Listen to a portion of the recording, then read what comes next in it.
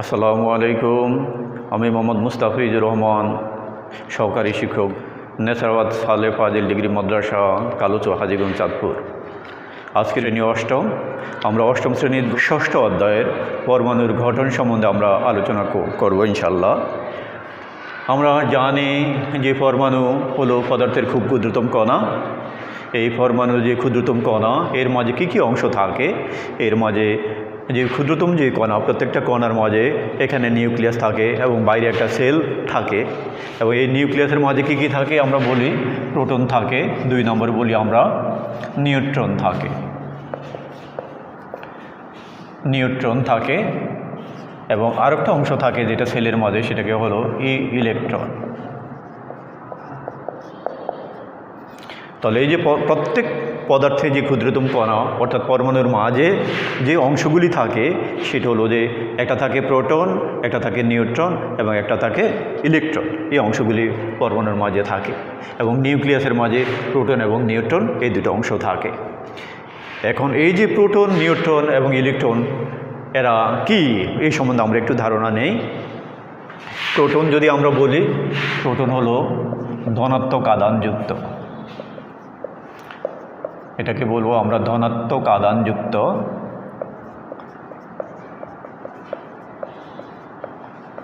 এবং নিউট্রন হলো নিরপেক্ষ এবং ইলেকট্রন হলো ঋণাত্মক আধানযুক্ত।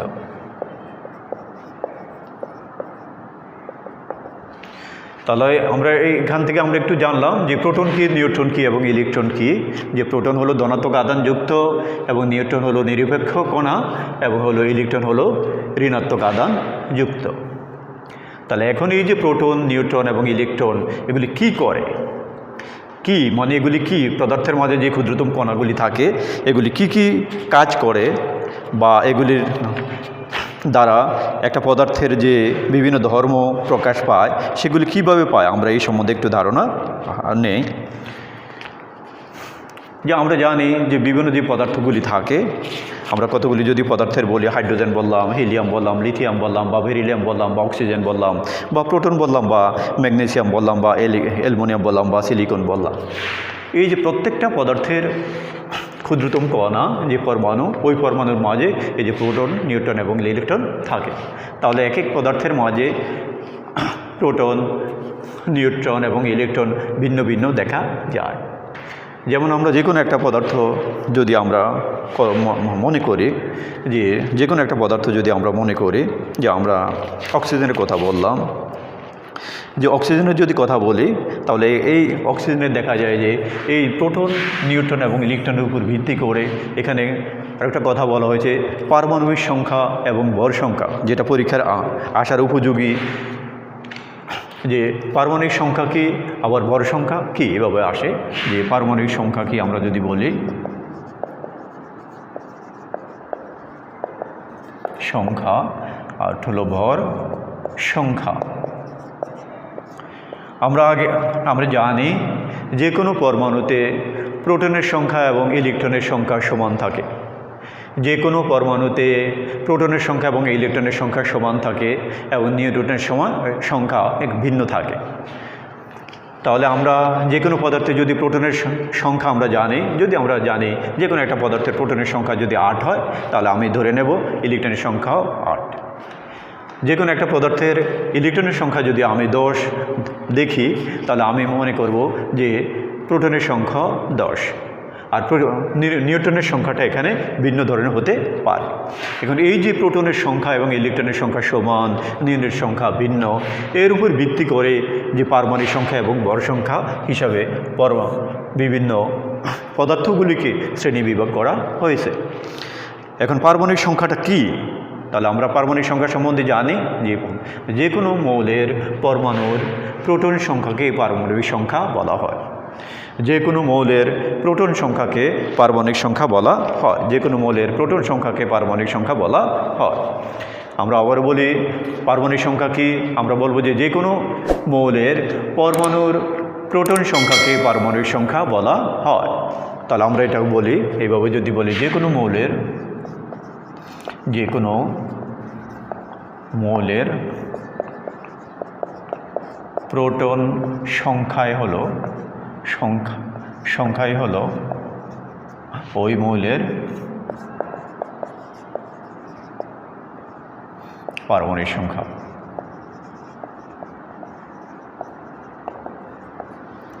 এখন আমরা এখান থেকে আমরা দেখি যে প্রশ্ন এইভাবে থাকতে পারে, যে কোনো একটা মৌলের মনে করি যে অক্সিজেনের পারমাণবিক সংখ্যা, যেমন আমরা বললাম যে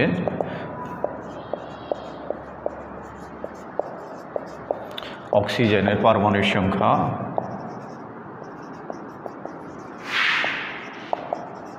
সমান সমান 8।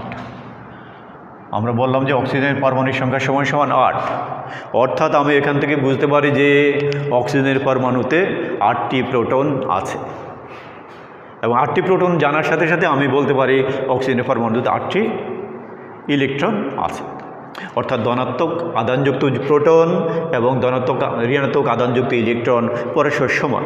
তাহলে আমরা এখান থেকেই কথা জানলাম যে পারমাণবিক সংখ্যা কি, আমরা বলবো যে পারমাণবিক সংখ্যা যে কোনো মৌলের প্রোটন সংখ্যা হলো ওই মৌলের পারমাণবিক সংখ্যা, যে কোনো মৌলের প্রোটন সংখ্যা হলো ওই মৌলের পারমাণবিক সংখ্যা। আমরা একটা উদাহরণ দিয়ে বললাম অক্সিজেনের পারমাণবিক সংখ্যা 8, তার মানে অক্সিজেনের প্রোটন সংখ্যা 8, অর্থাৎ অক্সিজেনের নিউট্রনের সংখ্যা 8। এবার আমরা ভর সংখ্যা সম্বন্ধে ধারণা নেই। ভর সংখ্যা কি? ভর সংখ্যা সম্বন্ধে যদি আমরা একটু ধারণা নেই যে ভর সংখ্যা কি, যে একটার সাথে আরও একটা রিলেটেড এখানে যে ভর সংখ্যা, আমরা বললাম যে ভর সংখ্যা কি, আমরা বলবো যে ভর সংখ্যা হলো যে কোনো মৌলের পরমাণুর প্রোটন সংখ্যা এবং নিউট্রনের সংখ্যার যোগফল হলো ভর সংখ্যা। আমরা বলি যে কোনো মৌলের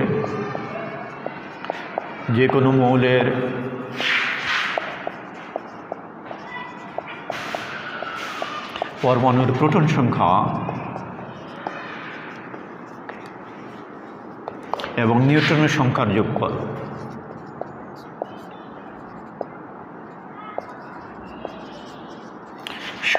যোগফল হলো ওই মৌলের পরমাণুর ভর সংখ্যা। তাহলে আমরা খুব সহজভাবে আমরা এই কথাটা জানলাম যে ভর সংখ্যা কি। আমরা বললাম যে কোনো মৌলের পরমাণুর প্রোটন সংখ্যা এবং নিউট্রনের সংখ্যার যোগফল হলো ওই মৌলের ভর সংখ্যা।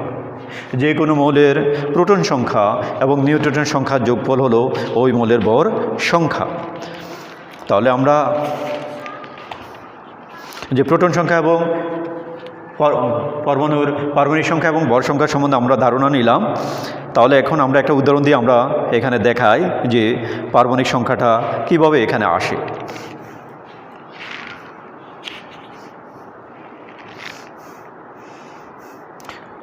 আমরা উপরে ধারণা দিয়েছি যে কোনো মৌলের প্রোটন সংখ্যা হলো ওই মৌলের পারমাণবিক সংখ্যা, যেমন আমরা বললাম যে অক্সিজেনের পারমাণবিক সংখ্যা 8, আর ভর সংখ্যা বললাম যে কোনো মৌলের পরমাণুর প্রোটন সংখ্যা এবং নিউট্রনের সংখ্যার যোগফল হলো ওই মৌলের ভর সংখ্যা।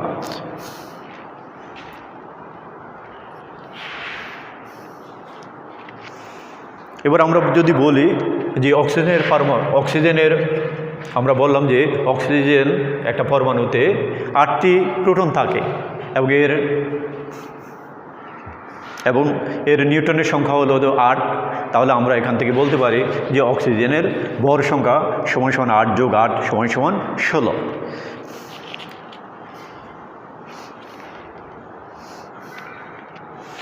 তাহলে পরীক্ষার মাঝে প্রশ্ন ভর সংখ্যা এবং পারমাণবিক সংক্রান্ত এইভাবে যদি আসে, তাহলে আসতে পারে যে কোনো মৌলের পারমাণবিক সংখ্যা 16। আমরা যদি এরকম একটা প্রশ্ন আমরা দাঁড় করাই যে মনে করি যে কোনো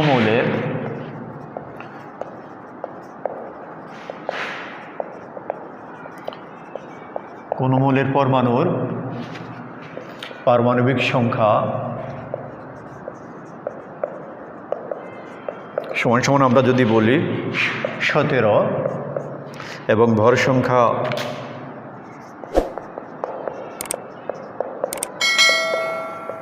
সমান সমান 35 যদি আমরা বলি, তাহলে যদি আমরা এখান থেকে আমরা ইলেকট্রন প্রোটনটা কীভাবে বের করব, যেহেতু আমরা জানি যে কোনো মৌলের পারমাণবিক সংখ্যা হলো ওই মৌলের প্রোটন সংখ্যা, তার পারমাণবিক সংখ্যা 17, তার মানে এখানে প্রোটনের সংখ্যা 17 সমান সমান ইলেকট্রনের সংখ্যাও 17, ভর সংখ্যা সমান সমান 35, তার মানে হলো যে পরমাণুর প্রোটনের সংখ্যা যোগ নিউটনের সংখ্যা সমান সমান 35। তাহলে আমি এখান থেকে নিউটনের সংখ্যাটা বের করতে পারি। তাহলে আমি অর্থাৎ এইভাবে আমি বলতে পারি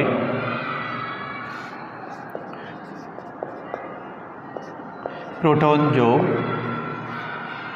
নিউট্রন সমান সমান 35, আর এখানে বলতে পারি পারমাণবিক সংখ্যা অর্থাৎ হলো প্রোটনের সংখ্যা, প্রোটন সমান সমান হলো 17।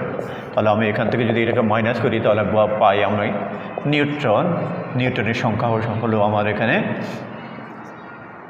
18।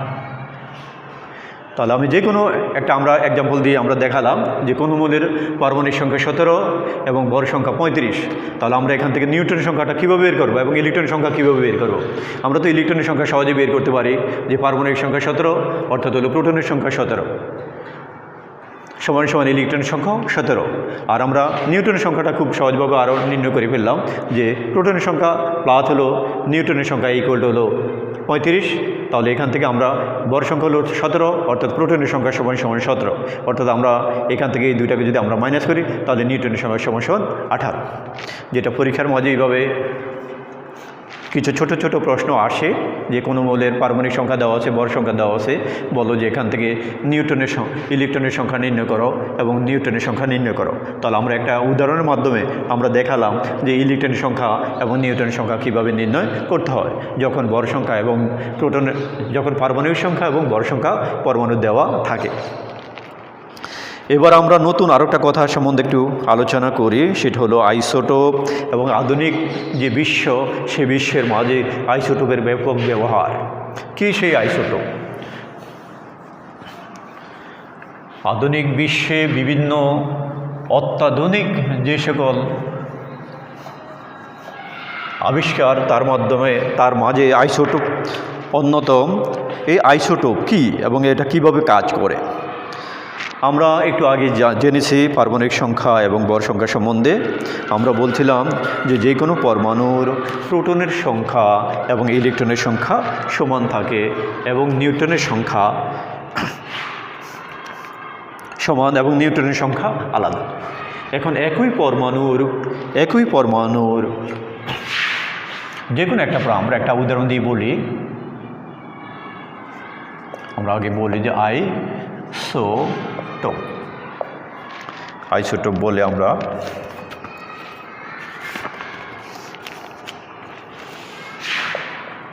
আইসোটোপ কি? তাহলে আমরা আইসোটোপ সম্বন্ধে একটু আমরা ধারণা নেই। আমরা বলছিলাম যে পরমাণুর প্রোটন এবং ইলেকট্রনের সংখ্যা সমান।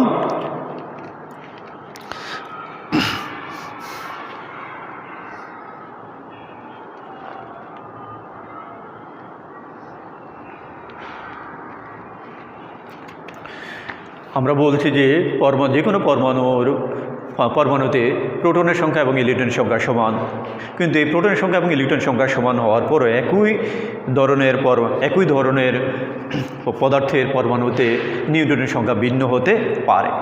কীরকম ভিন্ন হতে পারে? আমরা দেখি যে যেমন আমরা যদি হাইড্রোজেনের কথা বলি, অনেক ক্ষেত্রে হাইড্রোজেনের যে পরমাণু, সেই পরমাণুর নিউক্লিয়াসে নিউট্রন নেই।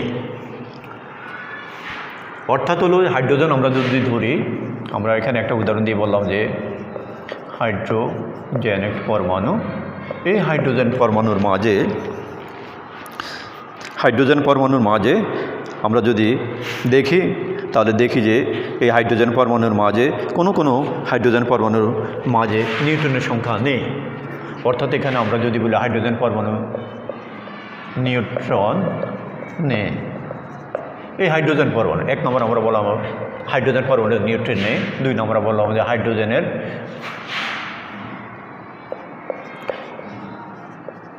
নিউট্রনের সংখ্যা 1। আবার বললাম যে 3 নম্বরে বললাম যে হাইড্রোজেন নিউট্রনের সংখ্যা 2। তাহলে কীরকম হলো ঘটনাগুলি?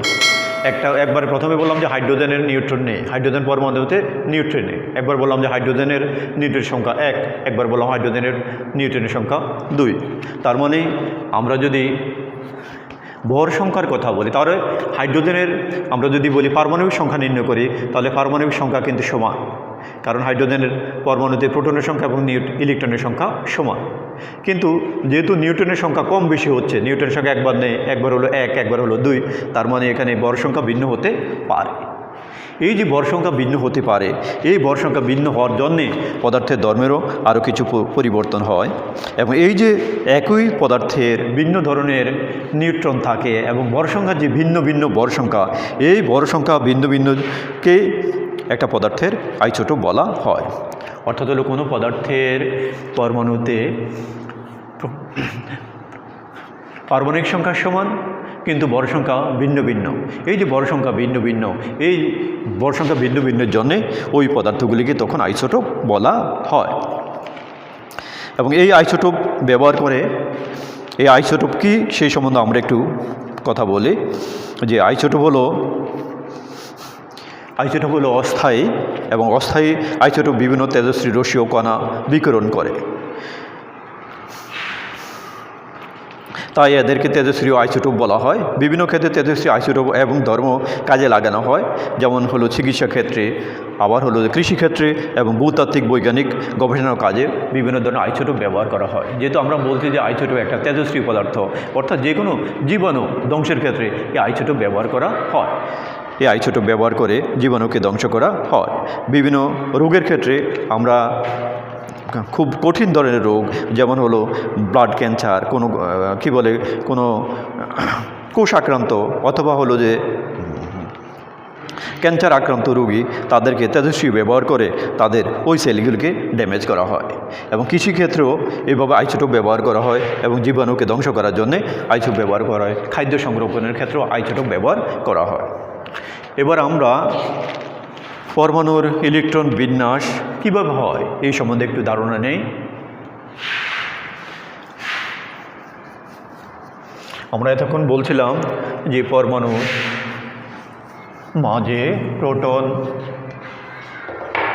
নিউট্রন এবং ইলেকট্রন থাকে। এবার আমরা বললাম যে পরমাণুর ইলেকট্রন বিন্যাস কীভাবে হয়।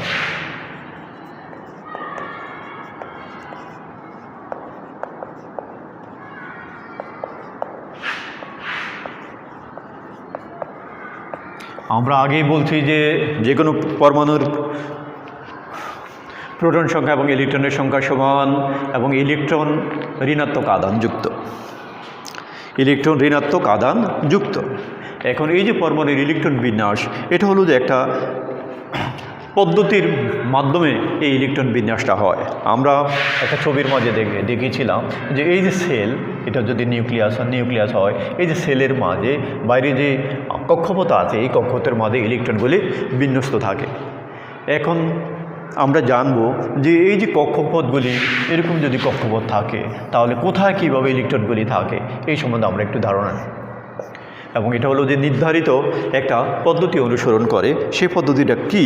সেই পদ্ধতি হলো কক্ষপথের যেই নিউট্রনের সংখ্যা, যেমন আমরা যদি এটাকে যদি বলি প্রথম সেল, এটা যদি প্রথম সেলটা বলি, যেটাকে যদি দ্বিতীয় বলি, এটাকে যদি এভাবে তৃতীয় বলি, চতুর্থ পঞ্চম এভাবে হতে পারে। যে কক্ষপথগুলি, যেমন কোন কক্ষপথের মাঝে কতগুলি ইলেকট্রন থাকবে সেটা হলো একটা সূত্রের মাধ্যমে আমরা দেখাই। অর্থাৎ খুব সহজভাবে আমরা বলবো যে পরমাণুর কক্ষপথে যে ইলেকট্রনগুলি থাকে সেটা হলো যে কোন সূত্র প্রয়োগ করে। আমরা সূত্রটা যদি বলি, এটাকে হলো যে 2n², এই সূত্র ফলো করে। 2n², অর্থাৎ n এর মান 1 2 3 4 5, অর্থাৎ এই যে n হলো কক্ষপথ, যে কক্ষপথ প্রথম কক্ষপথ n এর মান 1, দ্বিতীয় কক্ষপথ n এর মান 2, তৃতীয় কক্ষপথ n এর মান 3। তাহলে আমরা এভাবে হলো ইলেকট্রন বিন্যাসটা এই সূত্র ফলো করে যে 2n²। আমরা খুব সহজে, খুব ছোট করে এই কথাটা আমরা মনে রাখবো যে কোনো পরমাণুর ইলেকট্রন বিন্যাস 2n², এই সূত্র মেনে চলে। এবং এই যে n, এখানে হলো যে যে nটা হলো যে তার কক্ষপথের ক্রমিক নম্বর। কক্ষপথের ক্রমিক নম্বর। এবং আমরা যদি অক্সিজেনের কথা বলি, যেমন মনে করলাম যে যেমন আমরা বললাম যে যেমন বললাম যে অক্সিজেন এর পারমাণবিক সংখ্যা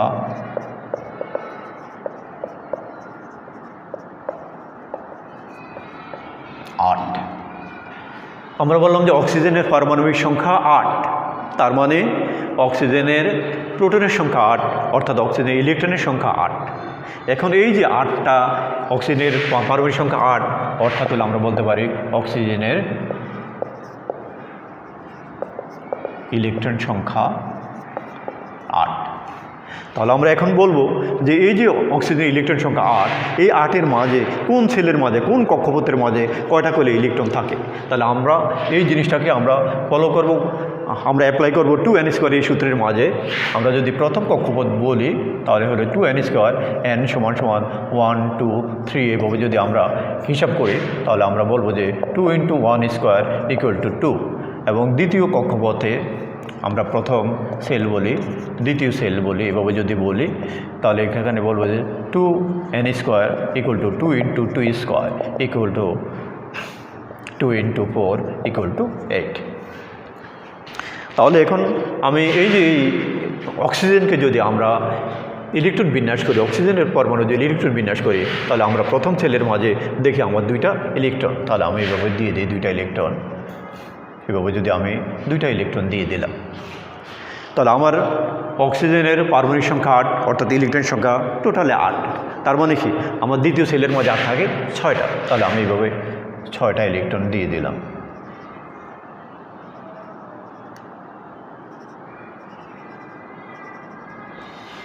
এখন প্রশ্ন হতে পারে যে যেহেতু সূত্রটা হলো 2n², অর্থাৎ দ্বিতীয় সেলের ক্ষেত্রে আমরা যদি এভাবে হিসাব করি তাহলে দ্বিতীয় সেলের ক্ষেত্রে থাকার কথা 8টা, কিন্তু আমার এখানে প্রথম সেল আমি পূর্ণ করব। প্রথম সেল পূর্ণ করার পরে আমি দ্বিতীয় সেলে যাব। দ্বিতীয় সেলে আমার ওই যে 8 2n², এই সূত্র যদি 8-এর বেশি থাকে ইলেকট্রনের সংখ্যা তাহলে আমি দ্বিতীয় সেল পূর্ণ করার পরে তৃতীয় সেলে যাব। অর্থাৎ হলো যে কোনো সেল ওভারকাম করার জন্যে আমাকে ওই সেল কমপ্লিট করে ওই সেলের মাঝে যতগুলি ইলেকট্রন থাকা করতে হবে, অর্থাৎ 2n², এই সূত্র অ্যাপ্লাই করে আমি যখন বেশি হবে তখন আমি সামনের সেলে আমি যেতে পারবো। অন্যথায় আমার যদি কম থাকে তাহলে আমি দ্বিতীয় সেলের মাঝে আমি আবদ্ধ থাকব। অর্থাৎ হলো আমি অক্সিজেনের যদি ইলেকট্রন বিন্যাস দেখাই তাহলে আমি এভাবে দেখাবো যে এটি হলো অক্সিজেনের ইলেকট্রন বিন্যাস। আমি এখান থেকে বলবো যে এটা অক্সিজেনের ইলেকট্রন বিন্যাসটা আমি এভাবে দেখালাম। অর্থাৎ এই ছবি দেখে আমি বলতে পারবো যে অক্সিজেনের কয়টা ইলেকট্রন আছে, আবার কয়টা ইলেকট্রন জানার সাথে সাথে আমি বলতে পারবো যে ওই অক্সিজেনের পরমাণুতে কয়টা প্রোটনের সংখ্যা আছে। তাহলে এই জিনিসগুলি খুব বেশি ইম্পর্ট্যান্ট এবং এগুলি পরীক্ষার মাঝে আসে যে কোনো পরমাণুর ইলেকট্রন বিন্যাস। এই ইলেকট্রন বিন্যাস শেখার জন্য আমাদের সবচেয়ে সহজ পদ্ধতি এই পদ্ধতি হলো আমরা যেরকম 1 2 3 এভাবে কথা সিরিয়ালে কথা বলি, অথবা যে কোনো একটা শ্রেণীর আমরা যদি কি বলে রুল নাম্বারগুলি 1 2 3 বলে নামগুলি বলি, ঠিক এভাবে পরমাণুর মাঝেও পারমাণবিক সংখ্যাগুলি এভাবে সাজানো আছে। কীরকম সাজানো আছে, যেমন আমরা এখানে একটা শার্ট দেওয়া আছে বইয়ের মাঝে 61 পৃষ্ঠা 6ষ্ঠ অধ্যায়ের, যে হাইড্রোজেন এর পারমাণবিক সংখ্যা 1, অর্থাৎ হলো হাইড্রোজেনের পরমাণুতে প্রোটনের সংখ্যা 1 এবং ইলেকট্রনের সংখ্যা 1। তাহলে এখানে সিরিয়ালে দিয়েছে 1 2 3 4 5 6 7 এভাবে করে 18টা পরমাণু, এখানে 18 পারমাণবিক ভর দেওয়া আছে। যেমন হলো hydrogen, helium, lithium, beryllium, boron, carbon, nitrogen, oxygen, chlorine, neon, sodium, magnesium, aluminium, silicon, phosphorus, sulphur, chlorine, argon. তাহলে আমরা এই জিনিসগুলি একবারে হলো যে আমরা সিরিয়ালে নাম্বার একবার ক্রমানুসারে আমরা এই জিনিসগুলি মুখস্থ করে ফেলবো। আমরা মুখস্থ করলে আমাদের জন্য সুবিধা হবে। কখনো বলতে এখানে সরাসরি কোনো নাম্বার না দিয়ে বলবো যে ক্লোরিন এর ইলেকট্রন বিন্যাস দেখাও। তাহলে আমি ক্লোরিনের ইলেকট্রন বিন্যাস দেখানোর জন্য আমি না জানি পারমাণবিক সংখ্যা, না জানি ভর সংখ্যা, না জানি ইলেকট্রনের সংখ্যা, তাহলে আমি কীভাবে ইলেকট্রন বিন্যাস করব? তাহলে এখান থেকে সহজ পদ্ধতি হলো যে আমার যে ক্লোরিনের যদি আমি জানি যে এর পারমাণবিক সংখ্যা 17, তাহলে আমি ইলেকট্রন বিন্যাস খুব সহজে করে ফেলতে পারবো। তাহলে আজকের অধ্যায়ের যে গুরুত্বপূর্ণ যে কথাগুলি আমরা এই কথাগুলি বললাম, যে পরমাণুর ইলেকট্রন বিন্যাস, পরমাণুর গঠনের মাঝে যে প্রোটন থাকে, ইলেকট্রন থাকে, নিউট্রন থাকে এবং এগুলির কোনটার কোন ধর্ম, এবং হলো যে পার্বণিক সংখ্যা এবং বড় সংখ্যার কথা বললাম, আইসোটোপের কথা বললাম। তোমরা এই অধ্যায়ের এই সংক্রান্ত সমস্যা পরীক্ষার মাঝে সবচেয়ে বেশি আসে। তোমরা এই সংক্রান্ত সমস্যাগুলি তোমরা পরীক্ষা আসার উপযোগী যেই কথাগুলি আমরা বললাম, এগুলি হলো যে আরও মডেল কোশ্চেন এবং প্রশ্নগুলি তোমরা বাসার মাঝে এবং আরও চর্চা করার চেষ্টা করবে ইনশাআল্লাহ। আমরা এখানে শেষ করি। আল্লাহ হাফেজ। আসসালামু আলাইকুম ওয়া রাহমাতুল্লাহি ওয়া বারাকাতুহু।